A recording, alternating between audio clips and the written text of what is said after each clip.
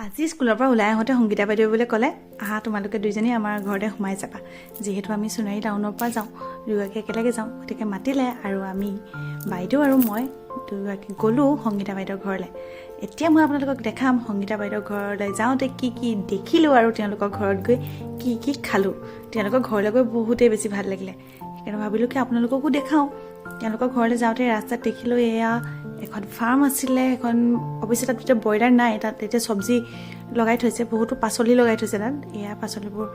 লাই শাকবোৰ অৱশ্যে ফুলিলেগৈ ডাঙৰেই হ'ল আৰু বেঙেনাও আছিলে ডাঙৰ ডাঙৰ আৰু এয়া সংগীতা বাইদেউহঁতৰ মুখৰ আগত আছে এখন ডাঙৰ পথাৰ আৰু তাত মুৰ্গীবোৰ চৰি আছে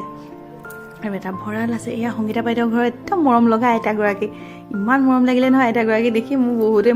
মৰম লাগিলে আপোনালোকে জনাব দেই আইতাগৰাকী দেখি আপোনালোকৰ কেনেকুৱা লাগিলে আৰু সংগীতা বাইদেৱে বহুত ধুনীয়া ধুনীয়াকৈ ফুল লগাই থৈছে আৰু তেওঁলোকৰ ঘৰখন বহুত ধুনীয়াকৈ সংগীতা বাইদেউ সজাই ৰাখিছে দেখি মোৰ ভাল লাগিলে আৰু ধুনীয়াকৈ গোলাপো ফুলি আছে ডাঙৰ ডাঙৰ সংগীতা বাইদেউতো দাদাই ছিঙি আনিলে সৰু বিলাহী এয়া আৰু তেওঁলোকৰ পুখুৰীত এয়া হাঁহ চৰি আছে ধুনীয়া ধুনীয়া হাঁহ চৰি আছে আৰু এয়া তেওঁলোকৰ কলগছ ঢেৰ আছে কল লাগে ঘৰতে আৰু এয়া ৰঙালাও গোটেই ফুলিও আছে লাগিও আছে আৰু এইজোপা আম ফুলি আছে আমজোপাবিলাক খাবলৈ বহুত ধুনীয়া হয় আমাক খাবলৈ মাতিছে আৰু এয়া কল পকিব আৰু বেছি দিন নাই আৰু চবতকৈ ডাঙৰ কথা তেওঁলোকৰ তাত দেখিলোঁ মাটি কলহৰ পানী এয়া মাটি কলহত ফিল্টাৰ কৰি পানী বহুত ভাল লাগিলে খাই একদম মন প্ৰাণ জোৰ পৰি গ'ল অকণমান আমাৰ গৰমো উঠিছিলে খোজকাঢ়ি এয়া খাই ভাল লাগিলে আৰু সংগীতা বাইদেউহঁতৰ ঘৰটো টকৌপাতেৰে বনোৱা আৰু টকৌপাতৰ ঘৰ বহুত ভাল লাগিলে আৰু তেওঁলোকৰ চাৰিওফালে যিহেতু পথাৰ একদম ধুনীয়া হাৱা মাৰি আছিলে আৰু তেওঁৰ পাকঘৰত এখন চাং পাতি এয়া ধুনীয়াকৈ বস্তুবোৰ ৰাখি থৈছে আৰু সংগীতা বাইদেউৰ ঘৰত ধুনীয়া ধুনীয়া ফুলবোৰ আছে আৰু ফুলত সংগীতা বাইদেৱে এয়া চাউল ধোৱা পানী দিয়ে আৰু চাউল ধোৱা পানী দিলে গছবোৰে বোলে বহুত সাৰ পায় আৰু ধুনীয়া হয় আৰু দাদাজন আহি আছে মই এতিয়া দেখাম আপোনাক দাদাজনে কিহৰ কাৰণে আহিছে এয়া লাও লাগি আছে আৰু সেয়া বেতগছ আৰু এতিয়া চাওক দাদাজনে আহিছিলে আমাৰ কাৰণে এয়া হাঁহ কাটিবলৈ আৰু তেওঁ হাঁহৰ পাখি গুচাই আছে এতিয়া আৰু সংগীতা বাইদেৱে মই ভাল পাওঁ কাৰণে বৰা চাউলৰ এয়া পিঠা বনাইছে আৰু ইমান ধুনীয়াকৈ বনাইছে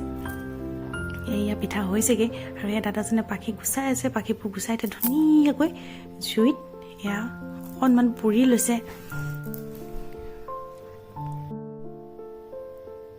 আৰু সংগীতা বাইদেউহঁতৰ দাদাই এয়া এখন কলপাত কাটি আনিছে হাঁহ কাটিবলৈ কাৰণে এতিয়া এই দাদাজনে কলপাতত হাঁহ কাটি আছে এয়া ধুনীয়াকৈ হাঁহবোৰ এতিয়া কাটি হৈ গ'ল হাঁহৰ কিন্তু বহুত তেল আছিলে দেই হাঁহটোৰ এয়া চাওকচোন ঢেৰ তেল ওলাইছে হাঁহটোৰ পৰা আৰু এয়া পিঠা চানা আৰু বিস্কুট দি আমাক দিছে চাহ এয়া আমাৰ হেড বাইদেৱে খাই আছে চাহ আৰু সংগীতা বাইদেউত ইমান মুৰ্গী আছে দেখিছেনে মুৰ্গীবোৰ বহুত ধুনীয়া আৰু গঁৰালটোও বহুত ধুনীয়া ইফালে হাঁহ থাকে আৰু এইটোত বোলে মুৰ্গী থাকে আৰু লগতে এয়া কবি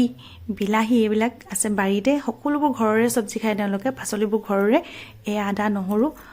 আৰু পিঁয়াজ ধুনীয়াকৈ খুন্দি পাঁচফোৰণ দি আৰু লগতে মান ধনিয়া দি তেওঁ ভাজি লৈছে এইখিনি ভাজি ইয়াত মাংসবোৰ ইয়াতে দিব লগতে তেওঁ লাও আৰু আলু কাটি থৈছে মাংসত দিবলৈ কাৰণে সেয়া মাংসবোৰ দি তেওঁ ধুনীয়াকৈ এতিয়া মাংসবোৰ ভাজিছে আৰু ইয়াত দাইল বনাইছে তেওঁ জিলিমিলি আৰু সৰু বিলাহী দিয়ে আৰু লগতে পাঁচফোৰণ আৰু পিঁয়াজ অকণমান তেলত ভাজি ওপৰতে দি দিছে খাবলৈ বহুত সোৱাদ হৈছিলে দালিখন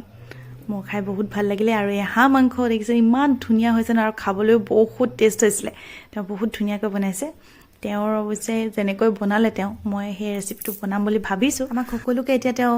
ভাত বাঢ়ি দিলে আৰু আমি সকলোৱে একেলগে বহি দুপৰীয়া সাঁজ তৃপ্তিৰে খালোঁ আৰু খাই উঠি আমি সকলোৱে বিদায় লৈছোঁ তেওঁৰ ঘৰৰ পৰা আৰু তেওঁ আমাক দি পঠিয়াইছিল লাও আৰু তেওঁৰ ঘৰৰ ধুনীয়া ধুনীয়া ফুল কেইজোপামান আৰু মানুহৰ ঘৰত ফুল দেখিলে আৰু ধুনীয়া ফুল দেখিলে মই আৰু ননাকৈ থাকিমনে এয়া লৈ আহিছোঁ তেওঁ আমাক দি পঠিয়ালে আৰু এতিয়া আমি বিদায় লৈছোঁ আৰু বাইদেউহঁতৰ ঘৰৰ ধুনীয়া আইতাগৰাকী মৰম লগা আইতাগৰাকীয়েও আমাক এতিয়া বাই বাই দিছে এয়া আইতাকো বাই বাই দিলোঁ আমি আৰু এতিয়া আমি সকলোৱে ওলাই আহিলোঁ আৰু এতিয়া মই দেখাম আপোনালোকক তেওঁলোকৰ ধুনীয়া জপনাখনো মোৰ বহুত ভাল লাগিলে একদম ওলমা জপনা